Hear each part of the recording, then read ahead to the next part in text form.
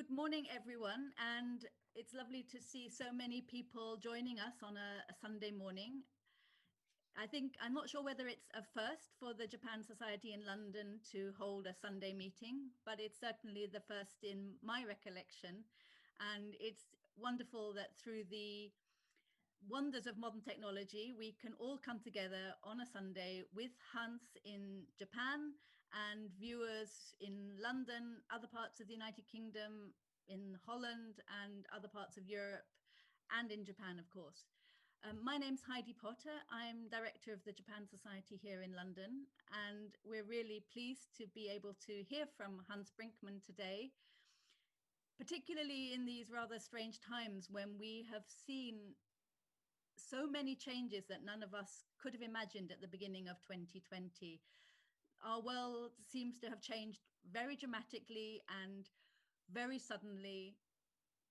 And so it will be maybe reassuring to hear from Hans, who has been involved and visiting and living in Japan since over the period of 70 years and has seen somewhat more gradual changes, but nevertheless equally dramatic changes over that time. And really looking forward today to hearing from Hans about his experiences, about the Japan he knew when he first arrived, and the Japan he knows and loves still today.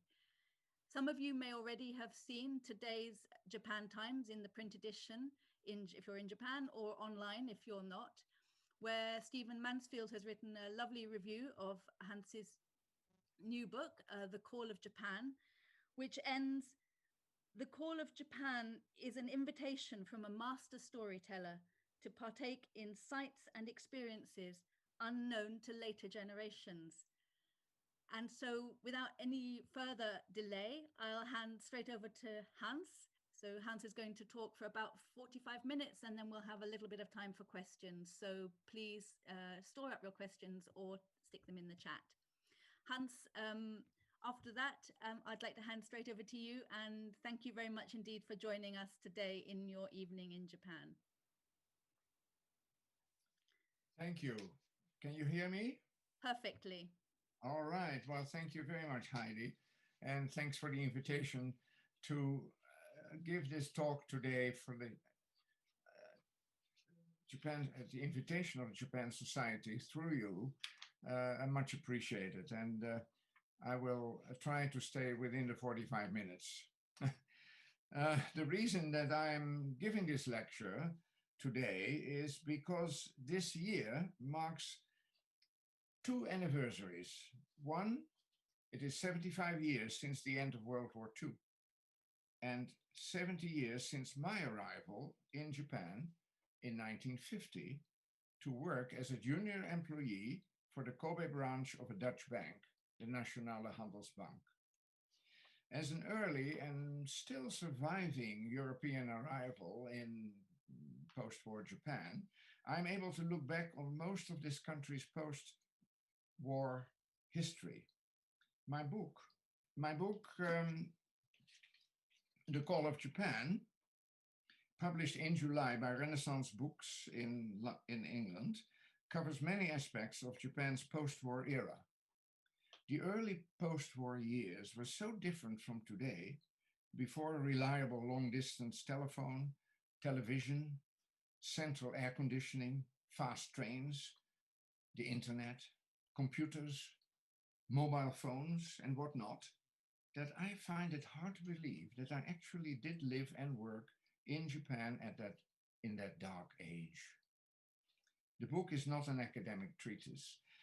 It's rather an in-depth review of these past 70 years, mostly from my personal perspective. It is based to a large extent on a journal. It is based to a large extent on a journal that I have kept over the years, first handwritten, later typed, with additional material gathered from other sources. My main reason for writing the book, The Call of Japan, and my talk today is to illustrate the vast leap Japan has made over these past 70 years, because knowing the past can help us understand the present and prepare us for the future. To start with, I'll look at the problems that Japan still faces today, despite its phenomenal progress. I will also suggest what we can learn from Japan, its history, and the general mindset of its people. After that, I will share with you some details of my personal background and what made me come to Japan at that early age. I will relate some unforgettable Japan-related experiences that helped shape my life and made me stay for a total of 40 years, divided over two periods, 1950 to 1974 and 2003 to the present. I will be quoting heavily from my Call of Japan book. Some of the images shown on PowerPoint today are by my old friend IJsbrand Rogge, and the rest are by me. First then, Japan today. In some ways, life in Japan today could be called even more advanced than in the West.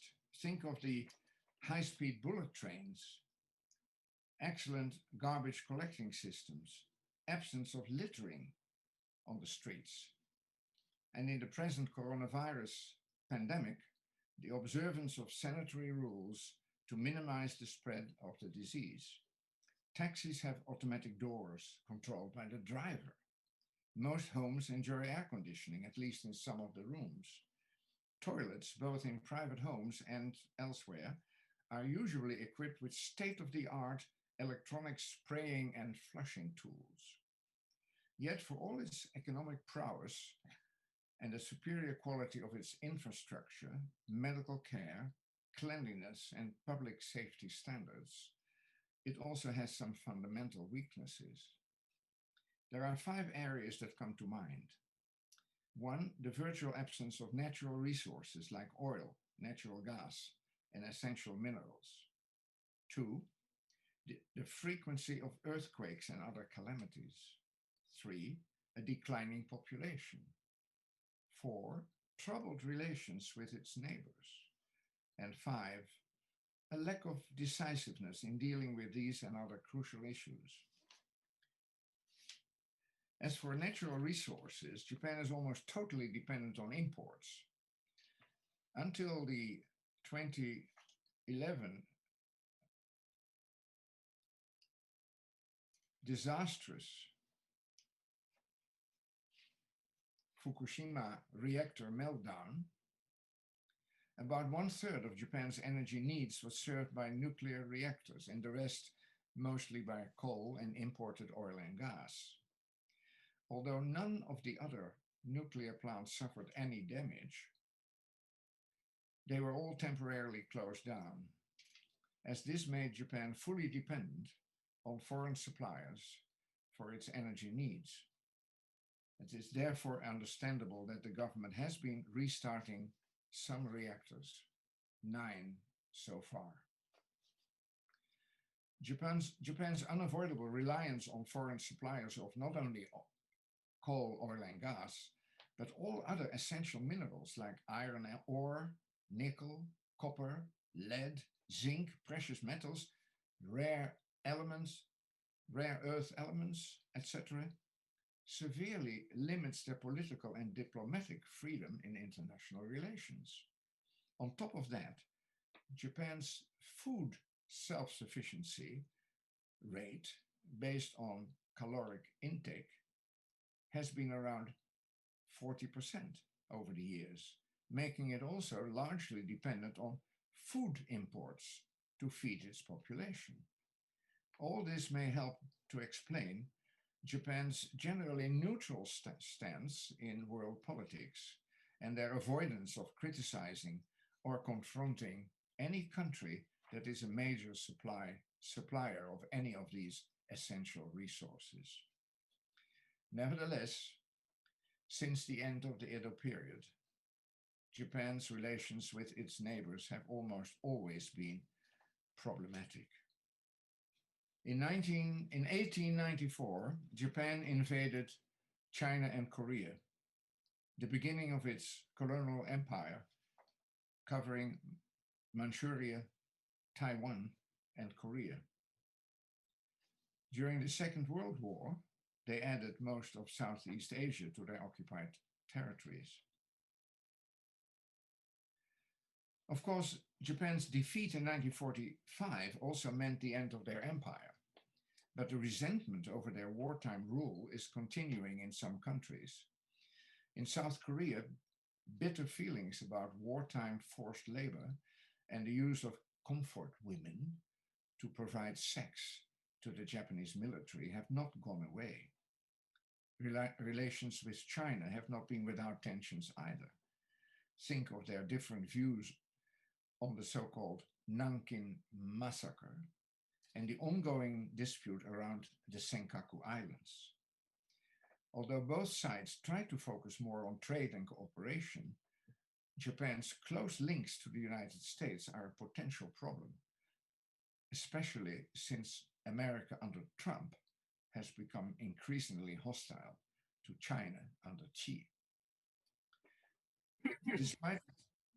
Despite its obvious weaknesses, there also is much that can be learned from Japan. One essential value that impressed me early on is their belief in finding the middle ground. Instead of hard-headed refusal to compromise, because that's what I want and I'll accept nothing less, a deeply embedded need for harmony and civility inspires an instinctive search for an acceptable solution. Not that this is always the case, but it's far more widespread in Japan than in the West. Combined with a willingness to conform to the established norms of the community or workplace one belongs to, it makes for a healthy living environment and therefore constitutes a positive force in one's daily life. Over the years, I have developed a personal philosophy based on the belief that we should always try to find the middle way, even when the constituent parts keep changing, which they often do. No doubt it is at least in part influenced on what I have experienced and witnessed in Japan. I have called my approach a moving equilibrium, and my book on that subject, explaining its fundamentals and how I have applied them in my life, is almost ready for publication. Perhaps one of Japan's greatest strengths is its virtual absence of the kind of religion-based strife that has bedeviled most of the world's history. The main reason may be that in Japanese eyes, belief is a personal matter. Not in need of conversion or politicization. The two main traditional faiths, Shinto and Buddhism, have almost always coexisted peacefully, even though they have a different history and many disagree and may disagree on some vital elements. It is perhaps correct to say that the vast majority of Japanese people find moments of inner peace at home or when visiting a shrine or a temple, when rational thoughts are temporarily replaced by meditation and self-reflection. This form of spiritual life has clearly served them well over the centuries and protected them from the clashing religions and resulting wars that have marked much of the world's history and are still continuing. Roman Catholics versus Protestants, Jews versus Muslims and Christians, Sunni versus Shiite, you name it. The world is stained with the blood of rival religions trying to outdo and outlive each other. Now, some details about my background and early life. I was born in The Hague in February 1932. My father was a self-made businessman. My parents were divorced when I was 10, and my mother later remarried to a man who had lived in the Netherlands East Indies, now Indonesia, for 20 years as an educator. Shortly after the end of the war, having survived the hardship of the Hunger Winter, the winter of starvation, we moved to Amsterdam. At high school, I studied hard with special interest in everything that had to do with language and literature. I wrote articles for and edited the school magazine, printed on a stencil machine. I wrote songs and composed the music for it and acted in the school cabaret. It was clear what I wanted in life, to study language and literature, and after university, develop a career as a writer. It turned out to be an impossible dream. There was no money for a higher education, and my efforts to obtain a scholarship failed. What's more, there was a fear that the Cold War would eventually turn hot, and my stepfather advised me to leave the Netherlands by finding a job with a bank with offices in Asia. Well, after graduating from high school, I was introduced to the Nationale Handelsbank in Amsterdam, NHB for short. Together with 12 other young men, they took me on for their year-long internal staff training course at the Ginkel, a villa in the suburbs, a kind of private college. There we were given lectures in the morning and on-the-job training in the afternoons. We were also instructed in 4 different sports. Tennis, to learn how to give and take. Horse riding, symbolizing control of the staff that we would command in future. I can't imagine you on a horse.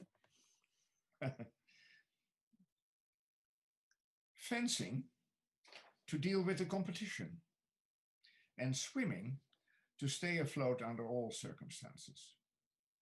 A year later, in July 1950, I boarded a passenger ship, which took me to my first posting, Singapore. 4 months later, the Singapore branch manager told me that the bank's Kobe branch needed an extra employee and that I would be the one if I agreed. If not, he would pick someone else. I hesitated, having just found some roots in Singapore and knowing nothing about Japan. As I knew that he had lived in Japan before the war, I asked if he could tell me a little about the country. He agreed. From what he said, I only remember this, and I quote, "Japan's houses are drab, its cities ugly, and its men are always working. But there is a hidden beauty in its culture that has to be mined like gold," unquote. That did it. I accepted the transfer and soon started packing. From Singapore, I flew to Tokyo via Hong Kong, my first flying experience. It was a bumpy flight in a propeller-driven DC-6. The flight path stayed clear of the Korean Peninsula because of the war that had broken out there 6 months earlier. At Haneda, I was welcomed by a colleague who showed me around Tokyo for a day. The city looked well swept and orderly. There were many empty lots, and the streets were full of potholes from the bombings, but the rubble had been cleared. There was little traffic, taxis and battered trucks and delivery vans mostly, many burning coal or wood for propulsion, black smoke trailing out of little chimneys projecting above the roofline. The Imperial Palace was the first exotic sight on our tour, or at least the high walls and the surrounding moat. Of the palace itself, nothing could be seen.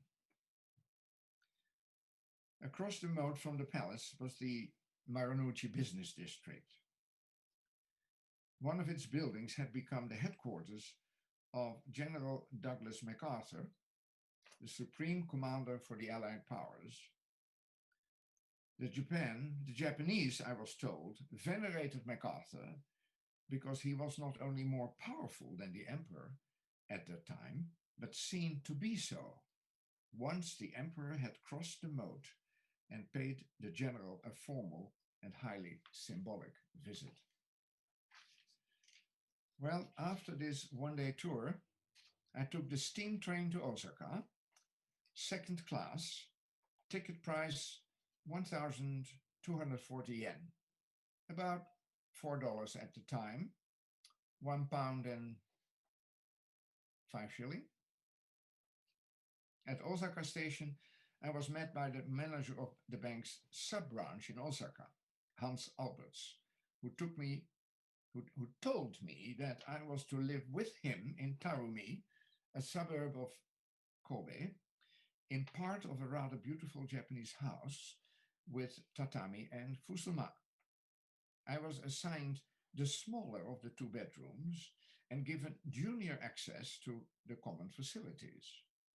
I was charged with the duty of lighting the single kerosene stove half an hour before breakfast so that the room would be comfortable by the time he entered. The bathroom featured a goemon bureau, heated from below with wood by the landlady, who peeked through the small window from outside and asked repeatedly if the water was hot enough. Well, the following day, Alberts took me to the office where I was to work. It was located on the mezzanine floor of the Bank of Tokyo's Kobe branch. Since 1982, the building is the Kobe City Museum.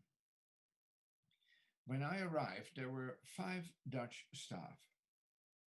Charles Brand, the branch manager, who was also the honorary Netherlands Consul General, and 4 other Dutchmen, and about 35 Japanese employees, all men. I was the 6th member of the Dutch staff to join the low-ceilinged office. Although I had been told in Singapore that I was needed in Kobe, my arrival apparently came as a surprise, for they didn't have a desk for me. The internal messenger, a young man everybody called Boy-san, was evicted from his minuscule working table, which was then placed at the end of the row of Dutch desks to serve as my workstation. Thus, I began my banking career in Japan. Before long, my bank moved to a proper office of its own. By then, my work had become familiar to me. I soon learned that many of the Japanese employees were highly competent and experienced and were largely relied on by the Dutch staff members, who usually only stayed for a few years. But none of the Japanese employees was authorized to sign for the bank, not even the senior clerk, Mr. Waimatsu, who had been with the bank since long before the war, and whose opinion was sought in every matter of importance. With his soroban, abacus, he checked every calculation already made on a calculator as evidenced by a printed slip, just to be sure, kakunin in Japanese. But only an expat staff member with signing authority could sign the documents.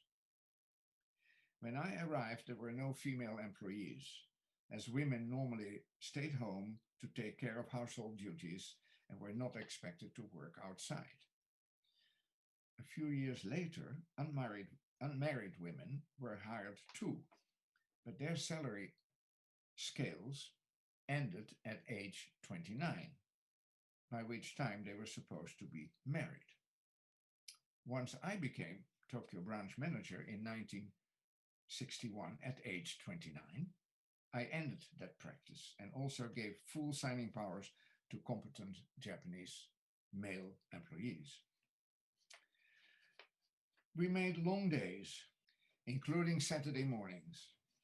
But on Saturday afternoons and Sundays, I walked the streets of Sannomiya and Motomachi in Kobe, and there was much to admire.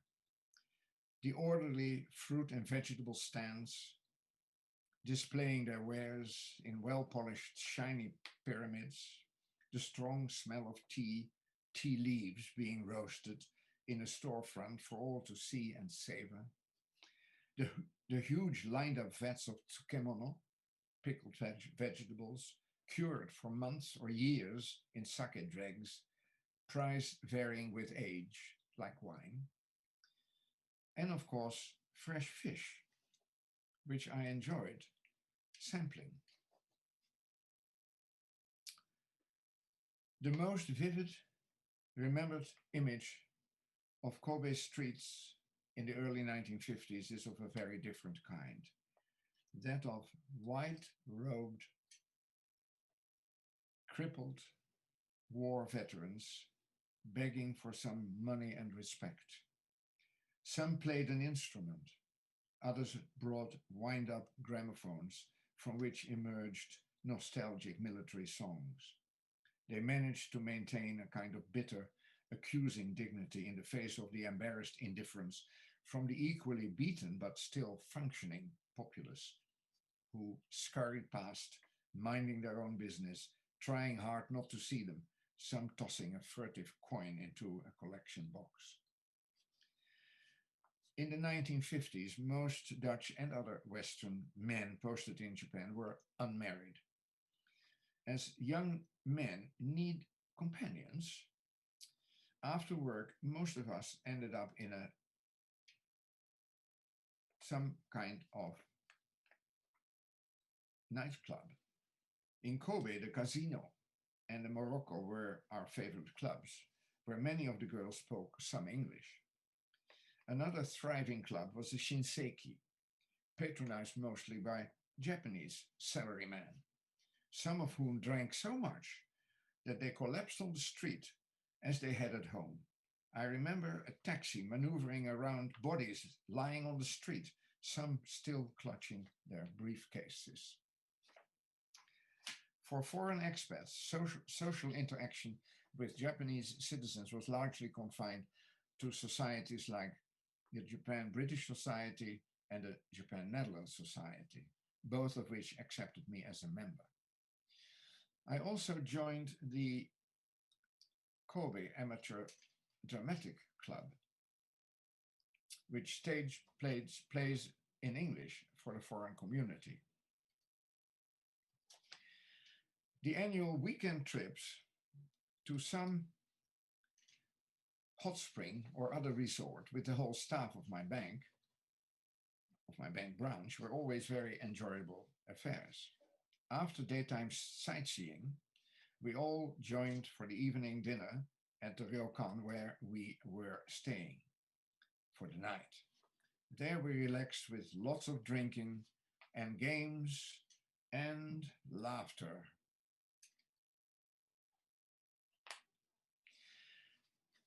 Let me tell you now a little bit about the nature of my bank's business and the general situation in Japan during the 1950s. Before the war, my bank established head office in Amsterdam, had branches all over Indonesia and in most South and East Asian countries, as well as in Kobe, Yokohama, and Tokyo. The Japan branches mostly financed the export of raw cotton, sugar, and later crude oil and iron ore. Import, did I say export? I meant import. Raw cotton, sugar, and crude oil and iron ore.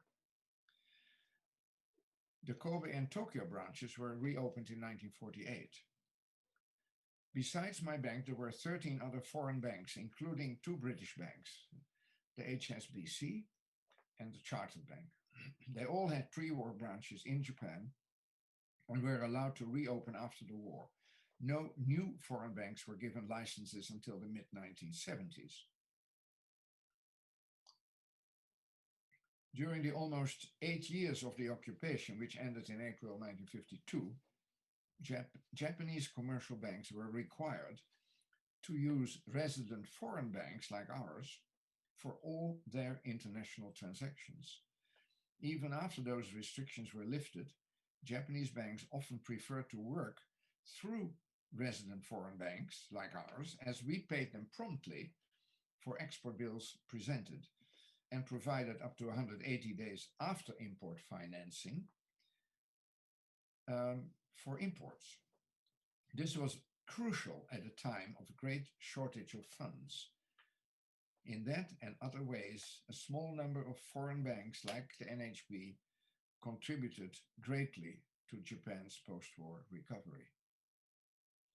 When I arrived in 1950, Japanese exports were heavily concentrated on Chinaware, textiles, toys, cigarette lighters, and other low-tech merchandise.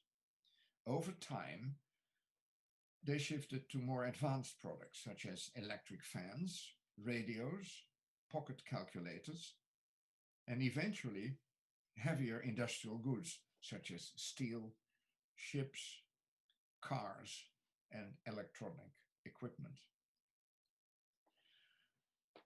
During the 1950s,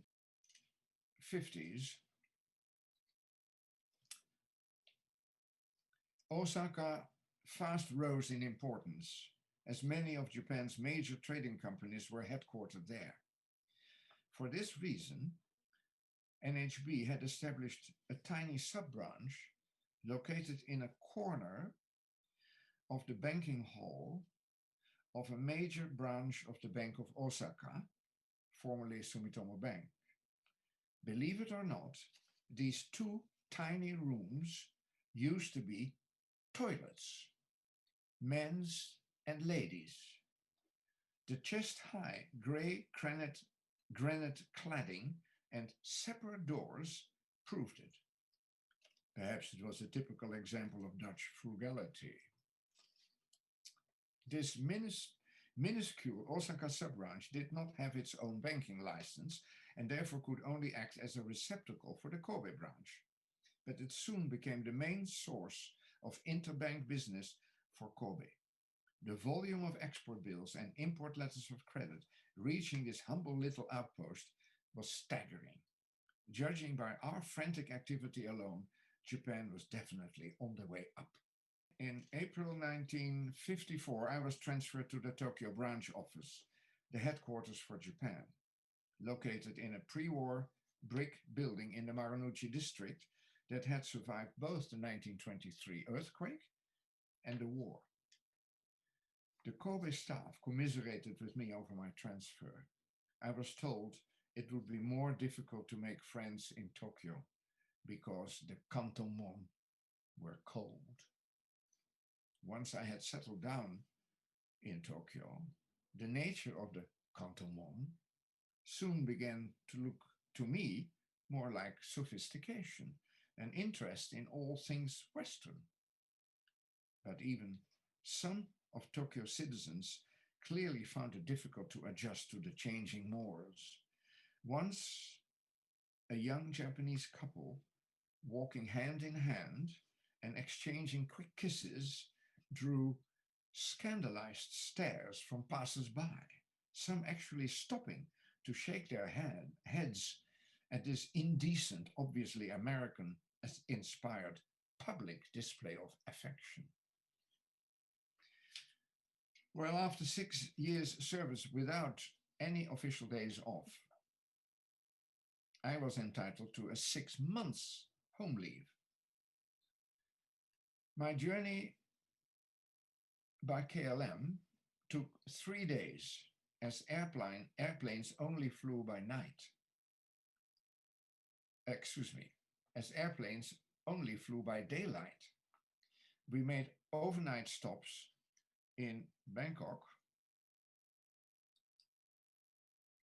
and Istanbul, where we were accommodated at airport hotels for the one-night stay. The half-yearly vacation proved too long by any standard. It would also turn out to be a financial struggle. Reason? Our normal salary was suspended for those 6 months and replaced by a small monthly stipend. The implication was that your family had to put you up and feed you. Fortunately, my parents were able to do both, and I spent most of my 6 months leave at home with my parents and sister, who had grown from a child of 13 into a young woman of 19. A few weeks later, my cabin trunk arrived by ship. It contained a selection of Japanese foodstuffs and sake in tins and packages, plus a large bag of Japanese rice, all unobtainable in Holland. I also brought along some lacquer bowls and sake cups and chopsticks, a complete mini kitchen to surprise my family. The customs officer looked skeptical. "How long have you been away?" he asked. 6 years. "Ah, yes, but conditions have improved quite a bit since you left," he said with a smile. "It wasn't really necessary for you to bring your own food with you." He charged some duty on the lacquer bowls and waved the rest through. To my immense relief, after my 6 months stay, I was reassigned to Japan, this time as sub-manager of the Osaka branch, deputy to the new branch manager. When my flight lifted off from Schiphol, my heart took a leap. I couldn't wait to get back. As business had shifted more and more to Osaka, our office there was now the main branch in the Kansai, with Kobe a sub-branch. The tiny Osaka office had moved out of those former toilets to a proper building nearby with full banking facilities. Most of the Kobe staff had moved there. The building was fully air-conditioned, the first time I experienced that luxury. My responsibilities soon expanded beyond what was normally expected of a sub-manager. My boss had a distaste for the nitty-gritty of managing, which he largely left up to me. Well, that was an opportunity for me, but it was also a source of stress. For relief, I began to spend many weekends with IJsbrand Rogge, who was the sub-manager of the Kobe branch, and he was becoming a good friend. He was an accomplished cinematographer who had won prizes in Hong Kong. He taught me the basis of cinematography, and soon we began to shoot films together. After a while, he suggested that we quit banking and start a film company to be called World Alive Films, specializing in documentaries. He got me excited by the idea, but we agreed to kick the plan around for a while. Meanwhile, I also often went to Kyoto on my own, where I visited the temples. At Tofukuji, a major Rinzai Zen temple and monastery, I became friendly with the senior monk, Nagayasu Sotai. Occasionally, I practiced zazen in his temple, although satori was not achieved. I found a small, cheap inn near the temple, the Takeya Ryokan. Its futons were thin and the rooms unheated except for a small hibachi, but the Takeya's owner and his family were friendly and the food was tolerable. Much as I enjoyed IJsbrand's company and our joint exploits, I could not ignore Kyoto's growing pull over me. I spent many a weekend walking the streets of Kyoto with Ken Shimaoka, a poet with a serious interest in Zen. I had met him at an art gallery. I followed him around like an acolyte, his master, and the master looked the part. A great basket-like Zen hat on his head, his gaze always forward. Up and down the hills he took me, in and out of temples and shrines and gardens, visiting artists and monks and hermits. We shared meals in noodle shops and sushi joints and drank to each other's health in disreputable nomiya. He even took me to a party at the elegant home of Ichida Yae, a Kyoto lady called by some the second Onono Komachi, because of her beauty and Heian-style kimono. One night in 1957, he took me to Osaka, to a small bar called L'Amour, as he wanted me to meet Man-san, the bar's owner, a former geisha, once known as Tamakiku. It was a simple place with bare concrete floors and 3 hostesses. One of them was very attractive, shy and pensive. Behind the bar stood a woman in her early 50s wearing a sober kimono, Man-san. We talked. She lacked the manner of the typical bar madam and seemed more interested in me as a person than how much I would spend. After a while, Man-san gently asked the pretty girl to show us her hands. She opened them slowly. What we saw were 2 blackened palms. She was a Hiroshima survivor, her hands being the only part of her body that was exposed to the fatal flash. This done, she visibly relaxed. We could not stay long, but I promised to return, which I did.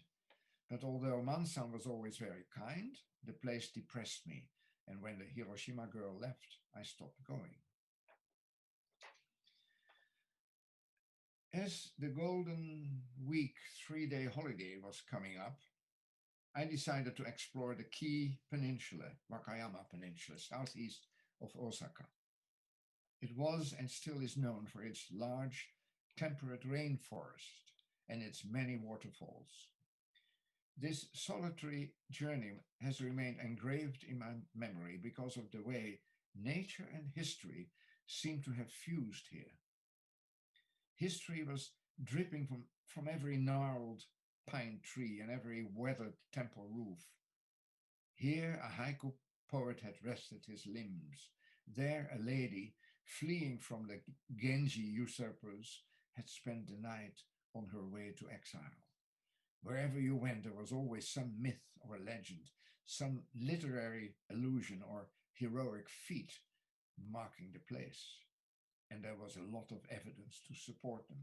Graves, ancient inscribed roadside stones, scrolls and prints in temples, a venerable cherry tree, a rustic cottage once home to some saint or sinner. These regional attractions often dovetailed with the bigger story of the country's history, drilled into every school child and nurtured throughout life by historical novels, plays, and films. After the Kil Peninsula trip, I returned to Kyoto for my weekend relief. In fact, the impression Kyoto had made on my young mind and heart was indelible. One day I composed this letter to Kyoto. It was translated by my friend Shimaoka and published in a Japanese magazine as Kyoto-sama. 12 years later, it was republished as the lead article for the inaugural issue of Koto, an illustrated quarterly about the old capital, Kyoto. I went to see how Man-san was doing in her teppanyaki restaurant in Kyoto, which Shimaoka had told me she had opened to replace her money-losing Osaka bar. She welcomed me warmly and asked when I planned to return to Holland to get married. I replied that I'd rather find a wife in Japan. She seemed surprised and promised to keep an eye out for me.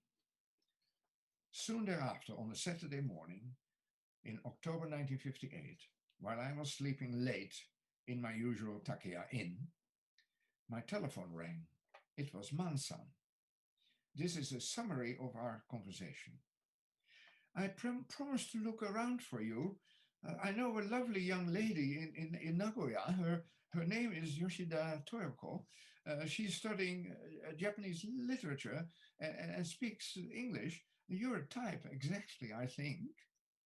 Please, Man-san, I'm still asleep. Can't we talk about this some other time? I'm sorry, but the young lady is already on her way. What? Well, this is her last free day for the next few months.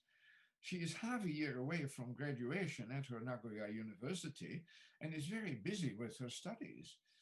Anyway, the young lady will be pleased to make your acquaintance, and I'll be her chaperone. I agreed reluctantly. Man-san and the young lady arrived 2 hours later, and we met at a Kyoto inn and restaurant. I'll spare you the details, except to say that we soon discovered that we had shared literary and other interests. In short, we clicked from the word go. That night, we all slept in separate rooms at the inn. Over breakfast, Man-san said that Toyoko would like to see how I lived. I agreed. I agreed to take the two of them to my house in Niigata, Nishinomiya City, an hour and a half by train. We tried to keep our conversation going over the clamor through the train's open windows. I pointed out the hills near my town. The train banked through a curve, and Toyoko grabbed my arm for support. I flexed my banker's biceps in acknowledgement. When I told Ijsbrand of my upcoming marriage, he was understandably disappointed that our film company was now off the table. But our friendship was not affected. In fact, 50 years later, in 2008, we held a joint exhibition at the Fujifilm headquarters in Tokyo of his and my black and white photographs taken in Japan during the Showa era, some 120 in all, enlarged and framed by Fujifilm. The month-long show attracted 49,000 visitors in 1 month. The collection was later accepted as a donation by the National Museum of Japanese History, known as a Rekihaku, in Sakura, Chiba Prefecture, where the collection is officially registered as the Brinckmann Photo Library. In February '59, Toyoko and I got married at the home of the Netherlands Consul General. My parents had given their approval of my marriage, which until 1970 was a requirement under Dutch law for a son or daughter under the age of 30. My employer too approved the marriage, as the bride was, quote, of a respectable family, unquote. Unfortunately, my parents and sister were unable to make this long and still very costly journey. Ijsbrand acted as my best man. As it turned out, Toyoko and I had a happy life together, with many remarkable events. For example, in May 1974, we attended a benefit concert at the Tokyo Festival Hall in aid of the World Wildlife Fund, which we had co-sponsored. The event was attended by then Crown Prince Akihito and Crown Princess Michiko. Later that year, I resigned from the bank with the intention to belatedly start a career in writing. We moved to England and bought a lovely house in Gerrards Cross, Buckinghamshire, for the manageable price of £30,000. During our 2 years there, I did a considerable amount of writing, but it brought no food on the table. What followed were 12 more years in banking, first 3 years on the Caribbean island of Curaçao, part of the Kingdom of the Netherlands, then 2 years in Amsterdam and 7 years in New York. At long last, in 1988, I quit banking for good and moved to London, where I resumed writing in earnest. In 2003, Toyoko and I made the leap back to Japan, and that's where I've lived ever since, first in Tokyo and from 2013 in Fukuoka. Sadly, Toyoko passed away in 2007, but my life with her and my long affair with Japan has inspired my writing, resulting in 8 books so far, some also published in Japanese in Hiromi Mizoguchi's excellent translation. And since 2014, the Japanese literary magazine Atlas has published every essay and short story I submitted in Hiromi's translation. No country is perfect, and Japan certainly has its own share of faults and shortcomings. But rather than picking on those, my focus has been predominantly on its positives, as I have tried to answer the call of Japan. Thank you. Hans, thank you very much indeed. That's been absolutely fascinating. And it's been really great to see Japan develop with you, or you develop with Japan. If you would like to stop sharing your screen, then we can all see you properly, which I'm sure everybody yes. quite like to see. Let's see how that stop share, huh? Yeah. Stop share. Yeah, that's perfect. Thank you. That's great. We can see you Oh, beautifully. you can see me now. Oh, yes. Lovely. Oh, thank you. We just have a few more minutes, and I know people will have to leave to carry on the rest of their Sundays. So please, no one will be offended if you disappear. But if anybody has any questions or would like to, share any comments or memories with Hans, we'd love to hear from you. So do unmute yourself and feel free to speak if you would like to do so. Yes, Hans, I watched this a week ago at the Japan's Writers Conference and was enamored with it and wanted to watch it again. A quick question: what became of NHB Bank? NHB Bank. Well, after Indonesia became independent, that ended the whole branch network there, which was actually the mainstay of the Nationale Handelsbank's Asian network. So that really reduced their business very much. Also because the other branches in Asia were to some extent dependent on the feeding business from Indonesia. So at some point in 1964, the bank was acquired by the Chase Manhattan Bank, an American bank, who took over, not the bank, but the branches in Asia were acquired by the Chase Manhattan Bank. And they were, but Chase already had branches in Japan. So those 2 branches, at that time there were 2, Osaka and Tokyo, were then sold on to the Continental Illinois Bank of Chicago, who had no foreign branches and certainly no branch in Japan. So from 64 to 74, I was actually working for the Continental Bank, an American bank in Japan. The Handelsbank itself in Holland, the main office, was taken over by another Dutch bank, at that time called the Amsterdam Rotterdam Bank. And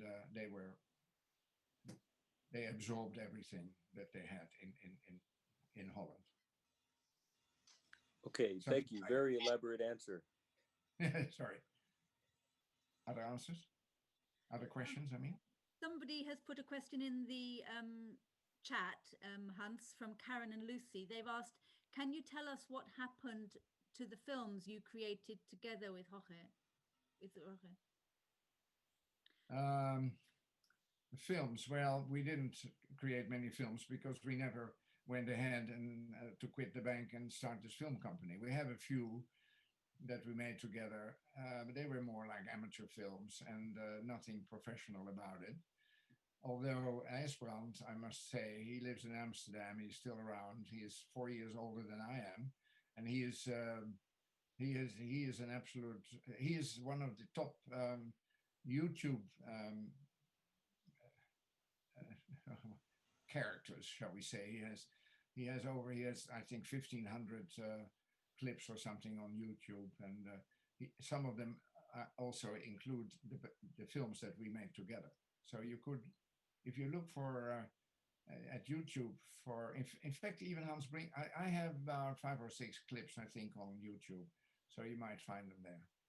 What kind of films were they? Were they documentary, or were you making? Yeah, they were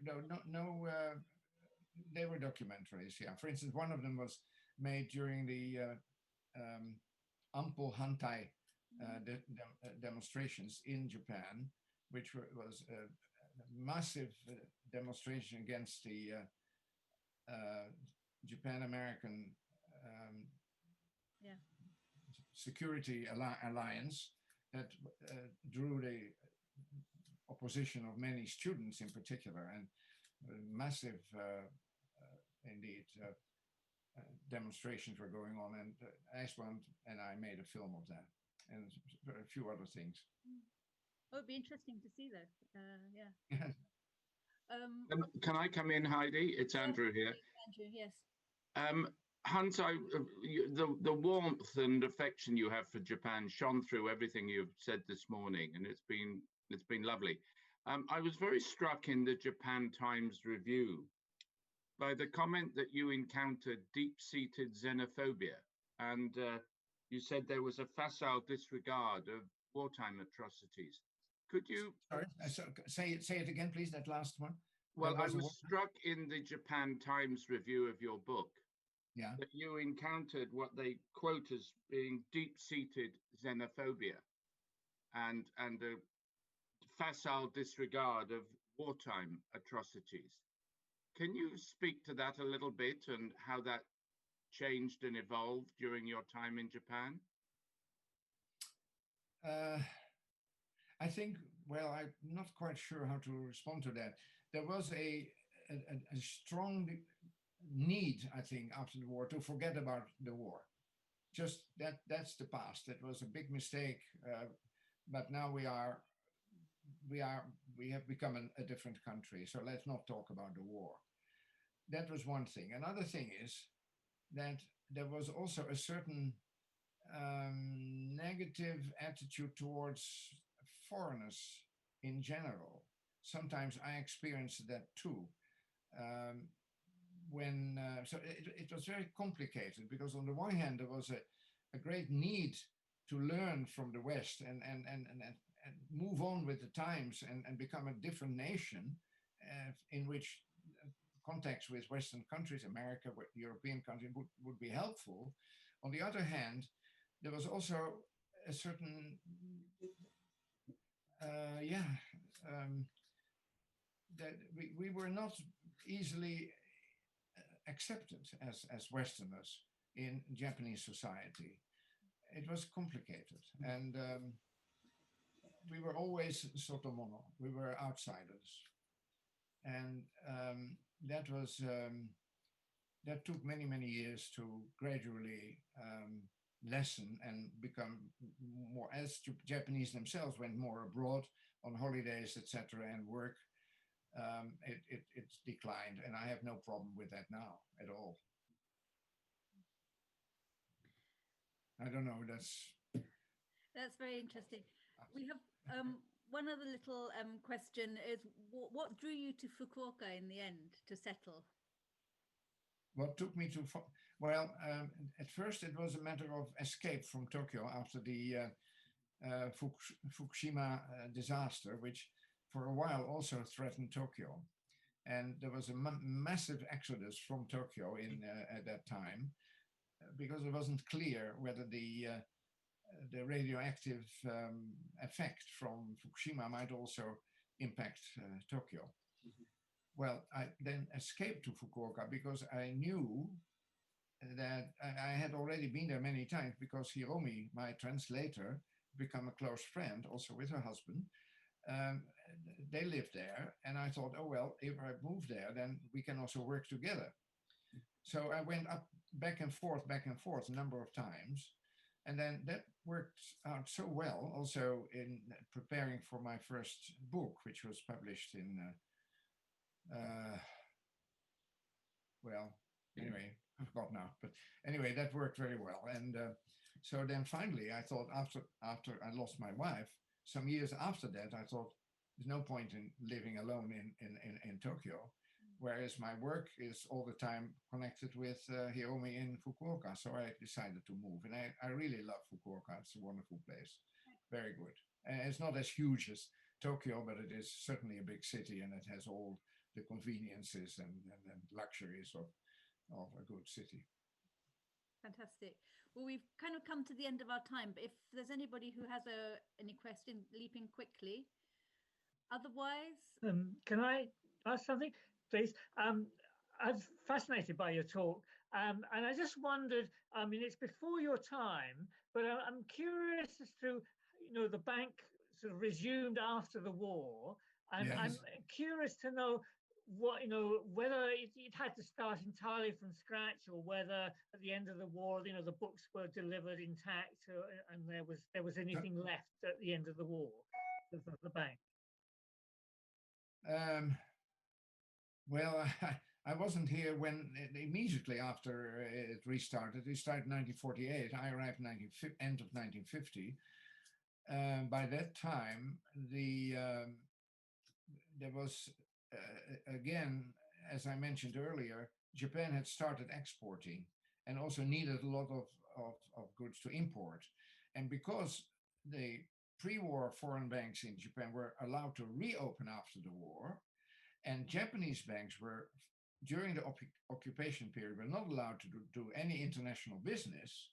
Therefore, there was immediately an opening for the foreign banks who had been there before the war, to come back, and they would immediately have business, because all the imports and exports, which even right after the war were needed and necessary, had to be channeled through foreign banks. So I think that was the main reason why my bank also decided to reopen again. Thank you. So I'm just waiting in case anybody else don't want to cut you off. So just to remind anybody that if you haven't already seen Renaissance books, there's information on our website, and if you can't find it, email events@japansociety.org.uk and we'll send you information. But Renaissance Books is offering a discount on this book in relation to the talk today, with free postage and packing within the UK. If you're outside the UK, I'm afraid postage costs will be added. So do follow up on that. But today it just remains for me to thank Hans Brinckmann very much indeed for this fascinating talk and for sharing your wonderful life and your long love affair with Japan. And we all look forward to reading your book and hearing more from you over the coming years on paper and in person.